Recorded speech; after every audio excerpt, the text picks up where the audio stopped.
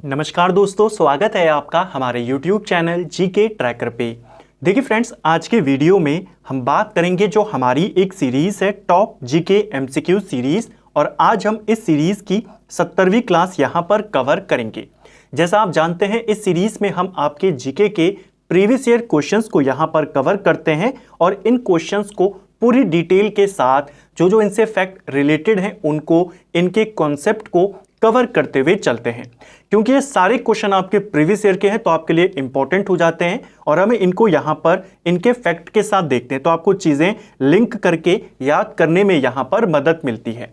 इस सीरीज के माध्यम से आपकी प्रैक्टिस भी होती है और साथ में आपका रिवीजन भी चलता रहता है। अगर आपने इस सीरीज की प्रीवियस क्लासेस को नहीं देखा है, आप उनको प्लेलिस्ट में जाके देख सकते हैं। तो चलिए दोस्तों, आज की क्लास को शुरू करते हैं। आज का हमारा पहला क्वेश्चन है, निम्नलिखित में से दक्षिण भारत स्थित एकमात्र महाजनपद कौन सा है? आप जानते हैं प्राचीन काल में, मौर्य काल से पहले लगभग 6ठी ईसा पूर्व में पूरा भारत 16 महाजनपदों में बटा हुआ था।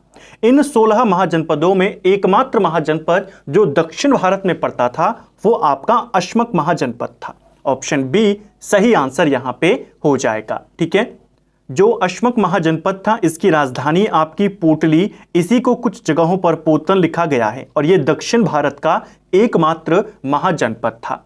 एक क्वेश्चन आता है, कौन सा महाजनपद श्रेष्ठ घोड़ों के लिए फेमस था? तो घोड़ों के लिए आपका कंबोज महाजनपद फेमस था। ठीक है, इसको आपने ध्यान रखना है। और सबसे शक्तिशाली महाजनपद कौन सा था? तो आप सभी जानते हैं वो आपका मगध महाजनपद सबसे शक्तिशाली था। इन 16 महाजनपदों की जानकारी हमको 2 इंपॉर्टेंट ग्रंथ हैं जहां से मिलती है। पहले ग्रंथ का नाम है अंगुतर निकाय, इसको ध्यान रखेंगे, और दूसरा जो आपका ग्रंथ है इसका नाम है भगवती सूत्र। जो अंगुतर निकाय है यह आपका एक बौद्ध ग्रंथ है, भगवती सूत्र आपका जैन ग्रंथ है। क्वेश्चन आता है कहां से इनकी जानकारी मिलती है, इन 2 का नाम आप बताएंगे। नेक्स्ट है, किताब उल यामिनी किसकी रचना है? किताब उल यामिनी मध्यकालीन भारत के इतिहास से संबंधित एक काफी इंपॉर्टेंट किताब है और इस किताब को उतबी के द्वारा लिखा गया है। ऑप्शन सी सही आंसर होगा। जो महमूद गजनवी है उसकी जानकारी का एक काफी इंपॉर्टेंट स्रोत है किताब उल यामिनी। किसकी है? उतबी की किताब है। दिल्ली सल्तनत के जो ऐतिहासिक स्रोत हैं, जो रचनाएं हैं, किताबें हैं उस काल की, उन सब के ऊपर एक अलग सा वीडियो बना है जिसमें हमने दिल्ली सल्तनत की स्टार्टिंग से शुरुआत करी थी और पूरे दिल्ली सल्तनत को प्रशासन व्यवस्था सहित हमने कवर किया है। आप मध्यकाल वाली सीरीज में उसे देख सकते हैं। नेक्स्ट है, विजयनगर राज्य की स्थापना हरिहर और बुक्का द्वारा कब की गई थी? एक क्वेश्चन आता है, विजयनगर साम्राज्य के संस्थापक कौन थे? ये दोनों विजयनगर साम्राज्य के संस्थापक थे। दूसरा क्वेश्चन आता है, इन दोनों ने किसके काल में विजयनगर साम्राज्य की स्थापना करी? तो आप कहेंगे मोहम्मद बिन तुगलक के काल में। मोहम्मद बिन तुगलक के काल में 1336 में इन्होंने विजयनगर साम्राज्य की स्थापना करी। ठीक है, इसको आपने ध्यान रखना है। तो विजयनगर साम्राज्य के संस्थापक, इसकी स्थापना और किसके काल में हो रही है वो चीज कई बार पूछी जाती है। विजयनगर की राजभाषा क्या थी? तो विजयनगर की राजभाषा आपकी तेलुगु भाषा थी। ठीक है, विजयनगर साम्राज्य में कुल 4 वंशों ने यहां पर शासन किया, जिनमें पहला वंश था संगम वंश और इसी संगम वंश की स्थापना करते हैं हरिहर और बुक्का। ठीक है, नेक्स्ट है, लंदन में कर्जन वायली की हत्या का संबंध किससे है? तो देखिए, जो विलियम कर्जन वायली था इसकी हत्या करी गई थी 1909 में और इसकी हत्याकांड से संबंधित थे मदन लाल ढींगरा।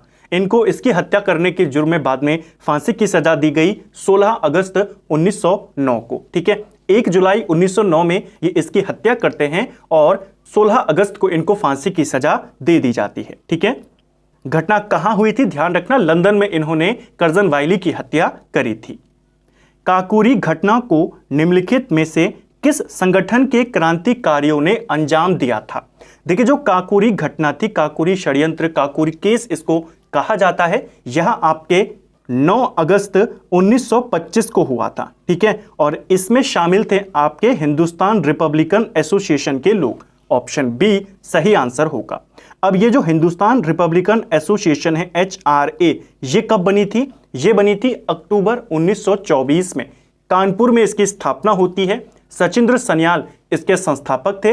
इनके साथ इनके साथी थे जिसमें रामप्रसाद बिस्मिल शामिल थे, चंद्रशेखर आजाद शामिल थे, जोगेंद्र नाथ चटर्जी शामिल थे। जो यहां पर काकोरी ट्रेन थी, इसको लूटने का जो आइडिया था, जो विचार था, वो रामप्रसाद बिस्मिल का था। इसको भी ध्यान रखेंगे, ठीक है। लखनऊ से सहारनपुर जा रही थी यह ट्रेन और इसको लूटा गया था। यह आइडिया किसका था? रामप्रसाद बिस्मिल का था। रामप्रसाद बिस्मिल, इनके साथ राजेंद्र लाहिड़ी, अशफाक उल्ला खान और रोशन सिंह, इन 4 व्यक्तियों को काकोरी केस में फांसी की सजा दी गई थी। इसको भी ध्यान रखना, किस किस को फांसी दी गई, ये सारे क्वेश्चन पूछे जाते हैं। तो 4 व्यक्ति जिनको फांसी दी गई थी, जिसमें रामप्रसाद बिस्मिल, अशफाक उल्ला खान, राजेंद्र लाहिड़ी और रोशन सिंह शामिल थे। रामप्रसाद बिस्मिल को जब फांसी दी गई, उनको फांसी गोरखपुर जेल में दी गई थी और उन्होंने एक कथन कहा था फांसी पर चढ़ने से पहले कि मैं राज्य के पतन की इच्छा करता हूं। क्वेश्चन आता है यह कथन किसका है? तो आप कहेंगे रामप्रसाद बिस्मिल का है, ठीक है। जो हमारी सीरीज है भारतीय राष्ट्रीय आंदोलन, उसमें हमने इस पूरे घटनाक्रम को डिटेल में देखा था। अशोक के अभिलेखों की भाषा क्या है? अभिलेख लिखने की शुरुआत अशोक के द्वारा करी गई और इसके जो अभिलेख होते थे वो ब्रह्म लिपि में लिखे जाते थे। लेकिन भाषा अगर हम बात करें तो अशोक के अधिकांश अभिलेखों की भाषा प्राकृत होती थी। ऑप्शन बी सही आंसर हो जाएगा, ठीक है। ब्रह्म लिपि को पढ़ने वाला पहला व्यक्ति कौन था? James Prinsep. जेम्स प्रिंसेप ने पहली बार 1837 में अशोक के अभिलेखों को पढ़ा था, ठीक है। ब्रह्म लिपि में लिखे जाते थे और प्राकृत भाषा में। तो ब्रह्म लिपि उस समय कोई नहीं पढ़ता था। सबसे पहले किसने पढ़ी थी? जेम्स प्रिंसेप ने 1837 में, ठीक है। नेक्स्ट है, द्वितीय जैन संगति कब आयोजित की गई थी? जो दूसरी जैन सभा थी, इसका आयोजन 512 ईस्वी में हुआ था। जैसे हम बौद्ध धर्म में पढ़ते हैं कि 4 बौद्ध संगतियां हुई थी, उनके अध्यक्ष किसके काल में हुई, वो सारे क्वेश्चन आपसे पूछे जाते हैं। इसी प्रकार जैन धर्म में 2 जैन संगतियां या 2 जैन सभाएं हुई थी। पहली जैन संगति होती है 300 ईसा पूर्व में, ठीक है। और यह जो जैन संगति थी चंद्रगुप्त मौर्य के शासन काल में हुई थी। स्थूलभद्र इसकी अध्यक्षता करते हैं। और इसी जैन संगति में जो पहली जैन संगति हुई थी, इसी में जैन धर्म 2 शाखाओं में बढ़ जाता है, दिगंबर और श्वेतांबर। दूसरी जैन सभा होती है 512 ईस्वी में, जो हमारा इस प्रश्न का उत्तर है। इस जैन सभा की अध्यक्षता समाश्रवण करते हैं और यह आपके गुजरात के वल्लभी में आयोजित की जाती है। नेक्स्ट है, भारत में मताधिकार और निर्वाचन होने का अधिकार कैसा अधिकार है? तो भारत में वोट देने का अधिकार और निर्वाचन होने का अधिकार एक संवैधानिक अधिकार है। ऑप्शन डी सही उत्तर यहां पे हो जाएगा। शुंग शासकों ने अपनी राजधानी कहां स्थापित करी थी? शुंग शासक, इन वंश का संस्थापक कौन था? पुष्यमित्र शुंग, और इसने अपनी राजधानी विदिशा को बनाया था। ऑप्शन ए हमारा सही आंसर होगा। जो पुष्यमित्र शुंग थे, ये अंतिम मौर्य सम्राट बृहद्रथ के सेना नायक थे, उनके सेनापति थे। बृहद्रथ की हत्या करके ये मगध के ऊपर एक ब्राह्मण साम्राज्य की स्थापना करते हैं, जिसे हम शुंग वंश कहते हैं। क्वेश्चन आता भी है कि मगध पर ब्राह्मण वंश की स्थापना किसने करी या ब्राह्मण साम्राज्य की स्थापना किसने करी? तो वो था पुष्यमित्र शुंग, ठीक है। और फिर इसने अपनी राजधानी परिवर्तित करी, विदिशा को राजधानी बनाया। इनके पुरोहित का नाम क्या था? पुष्यमित्र शुंग के पतंजलि, और इन्हीं की मदद से इसने अश्वमेध यज्ञ भी यहां पर करवाए थे, ठीक है। नेक्स्ट है, मुगल काल में निम्न में से किस व्यवस्था के अंतर्गत खड़ी फसल के आधार पे लगान का अनुमान लगाकर वसूली की जाती थी? देखिए, मुगल काल में लगान का अनुमान लगाने के लिए अलग अलग व्यवस्थाएं होती थी। उन्हीं में से एक व्यवस्था थी जिसमें फसल के आधार पे, खड़ी फसल के आधार पर लगान निर्धारित कर दिया जाता था, और जब फसल काटी जाती थी तो जो निर्धारित किया है उसको ले लिया जाता था। इस व्यवस्था को नस्क कहा जाता था। ऑप्शन सी सही आंसर होगा। जो जब्ती व्यवस्था थी, इसमें आपने कितनी फसल बोई है, उगी कितनी, वो मैटर नहीं करता, आपने बोई कितनी है उस आधार पर टैक्स निर्धारित किया जाता था और आपसे नगद ले लिया जाता था। गल्ला बख्शी व्यवस्था की बात करें तो इस व्यवस्था में फसल का कुछ हिस्सा टैक्स पहले ही निर्धारित कर लिया जाता था, कुछ भाग वहां पर पहले ही अलग कर दिया जाता था। तो खड़ी फसल के आधार पे नस्क और बुआई के आधार पे जब्ती, ठीक है। नेक्स्ट है, शेर शाह ने विशुद्ध चांदी और तांबे के सिक्के का प्रचलन किया था। चांदी और तांबे के सिक्कों का क्रमशः नाम क्या है? यानी पहले चांदी का नाम आपने बताना है, चांदी के सिक्के का क्या नाम था, और फिर तांबे का। तो शेर शाह ने चांदी और तांबे के सिक्कों का प्रचलन किया था। इनका नाम क्रमशः रुपया और दाम था। यानी जो चांदी का सिक्का था उसे रुपया कहा जाता था और तांबे के सिक्के को दाम कहा जाता था। क्वेश्चन आता भी है कि भारत में सबसे पहले रुपया नाम का सिक्का चलाया किसने था? वो शेरशाह सूरी ने चलाया और ये किसका बना होता था? चांदी का बना होता था। नेक्स्ट है, उपनिषदों का फारसी भाषा में अनुवाद क्या कहलाता है? तो उपनिषदों का फारसी भाषा में अनुवाद ये कराया था दारा शिकोह ने। ठीक है, दारा शिकोह के द्वारा किया गया और किस नाम से किया गया था? सिर-ए-अकबर। ऑप्शन बी सही आंसर होगा। दिल्ली सल्तनत के किस सुल्तान ने सर्वप्रथम अपने विषयों को स्पष्ट करते हुए कहा कि राज्य का आधार प्रजा का समर्थन होना चाहिए? यानी राज्य करने का जो आधार उसने माना वो प्रजा को माना, प्रजा के हित में माना। सबसे पहले कौन सा सुल्तान था? ये था खिलजी वंश का संस्थापक जलालुद्दीन खिलजी। सबसे ज्यादा उम्र में शासक बनने वाला भी कौन था? जलालुद्दीन खिलजी। नेक्स्ट है, सूती कपड़े के टुकड़ों के अवशेष किस हड़प्पा स्थल में हमें मिले हैं? देखिए, हड़प्पा सभ्यता में सूत कताई का काम किया जाता था और इसकी जानकारी हमें मिली है जो हमें वहां से सूती कपड़ों के अवशेष मिले हैं और ये अवशेष हमको मोहनजोदड़ो से देखने को मिले हैं। ऑप्शन बी सही आंसर हो जाएगा। अपनी परंपरा के आधार पे भारत में नई मुद्रा व्यवस्था लागू करने का श्रेय निम्नलिखित में से किसको है? तो अरबी परंपरा के आधार पे भारत में नई मुद्रा व्यवस्था लागू करी थी इल्तुतमिश ने। ऑप्शन ए सही आंसर होगा। रुपया नामक सिक्का तो सबसे पहले शेरशाह सूरी ने चलाया, लेकिन अरबी परंपरा के आधार पर भारत में जो नई मुद्रा व्यवस्था शुरू करी वो इल्तुतमिश ने करी। क्वेश्चन आता है, शुद्ध अरबी सिक्के जारी करने वाला दिल्ली का पहला सुल्तान कौन था? वो भी इल्तुतमिश था। इसने चांदी का टका और तांबे का जीतल यहां पे शुरू किया था, इसको ध्यान रखेंगे। ठीक है, नेक्स्ट है, कौन सी जल संधि भूमध्य सागर और अटलांटिक महासागर को जोड़ती है? तो भूमध्य सागर और अटलांटिक महासागर इन दोनों को जोड़ने का काम जिब्राल्टर जल संधि करती है, इसको भी ध्यान रखेंगे। जो मैगलन जल संधि है ये आपके प्रशांत महासागर को अटलांटिक महासागर से जोड़ती है। जो आपकी सुंडा जल संधि है ये आपके जो इंडोनेशिया का द्वीप है जावा उसको हिंद महासागर से जोड़ती है और डेविस जल संधि आपकी अटलांटिक महासागर को बैफन खाड़ी से जोड़ती है।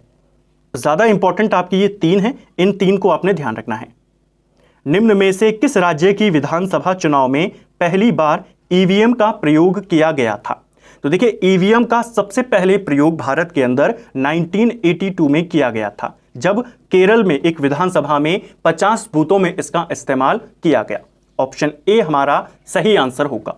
किस राज्य की विधानसभा चुनाव में पूछा है? ठीक है, पूरा विधानसभा ईवीएम के माध्यम से कब कराया गया था पहली बार? यह हुआ था 1999 में, जब गोवा का चुनाव ईवीएम के माध्यम से कराया गया था। ठीक है, तो ईवीएम का प्रयोग सबसे पहले केरल में हुआ, पूरा चुनाव ईवीएम के माध्यम से सबसे पहले गोवा में हुआ, इसको ध्यान रखेंगे। ठीक है, 2004 का जो लोकसभा का चुनाव था वो पहला चुनाव था जो ईवीएम के माध्यम से हुआ और 2009 के बाद देश में जितने भी चुनाव होते हैं सारे ईवीएम के माध्यम से होते हैं। ठीक है, लोकसभा हो चाहे विधानसभा। नेक्स्ट है, साहित्य अकादमी पुरस्कार किस वर्ष स्थापित किया गया था? तो साहित्य अकादमी पुरस्कार की बात करें, इसे शुरू किया गया था 1954 में और पहली बार दिए गए थे 1955 में। ठीक है, इस दोनों बातों को आपने ध्यान रखना है। स्थापित पूछा है 54, देने कब से शुरू करें? 55 से शुरू करें। एक क्वेश्चन आता है, साहित्य अकादमी पुरस्कार कितनी भाषाओं में दिया जाता है? यह अवार्ड आपके कुल 24 भाषाओं में दिया जाता है। अब ये 24 भाषाएं कौन हैं? 22 भाषाएं तो वो हैं जो हमारे संविधान के 8वीं अनुसूची में शामिल हैं। 2 भाषाएं कौन हैं जो 8वीं में नहीं है लेकिन उसमें साहित्य अकादमी अवार्ड दिया जाता है? एक है आपकी इंग्लिश और एक है आपकी राजस्थानी, इसको आपने ध्यान रखना है। ठीक है, नेक्स्ट है, बौद्ध धर्म में त्रिरत्न क्या इंगित करता है? तो त्रिरत्न क्या कहलाते हैं? बौद्ध धर्म में कौन कौन से होते हैं? 3 हैं आपके, बुद्ध, धम्म और संघ, इन्हीं को बोला गया है त्रिरत्न। जो विनय सुत्त अभिधम है ये आपके त्रिपीटक हैं, इस चीज को भी ध्यान रखना। ये त्रिपीटक हैं, ये त्रिरत्न है बौद्ध धर्म के, दोनों बौद्ध धर्म से ही संबंधित हैं। ठीक है, जैन धर्म में भी त्रिरत्न है, जैन धर्म में त्रिरत्न है आपके ज्ञान, दर्शन और आचरण। निम्नलिखित में से किस समिति या आयोग ने न्याय पंचायतों के गठन की सिफारिश करी थी? तो न्याय पंचायतों के गठन की सिफारिश ये करी थी अशोक मेहता समिति ने। ऑप्शन बी हमारा सही आंसर होगा। त्रिस्तरीय पंचायती चुनाव व्यवस्था की यहाँ पर सिफारिश करी थी बलवंत राय मेहता समिति ने और न्याय पंचायतों को गठित करने की सिफारिश अशोक मेहता समिति ने करी। अशोक मेहता समिति 1977 में बनी थी। ठीक है, इसको भी आपने ध्यान रखना है। तो फ्रेंड्स, ये था हमारा आज का वीडियो जिसमें हमने जीके के प्रीवियस ईयर के 20 इंपॉर्टेंट एमसीक्यूज को पूरी डिटेल के साथ यहाँ पे कवर करने का प्रयास किया। उम्मीद करता हूँ आपको आज का वीडियो पसंद आया होगा। अगर आपको ये वीडियो पसंद आया है तो वीडियो को लाइक करें। अगर आप चैनल पर पहली बार आए हैं, चैनल को सब्सक्राइब करें। अपने दोस्तों के साथ वीडियो को शेयर जरूर करें। आपका स्कोर कितना रहा, कितने क्वेश्चन आपके सही रहे, उनको भी आप कमेंट बॉक्स में हमको बता सकते हैं।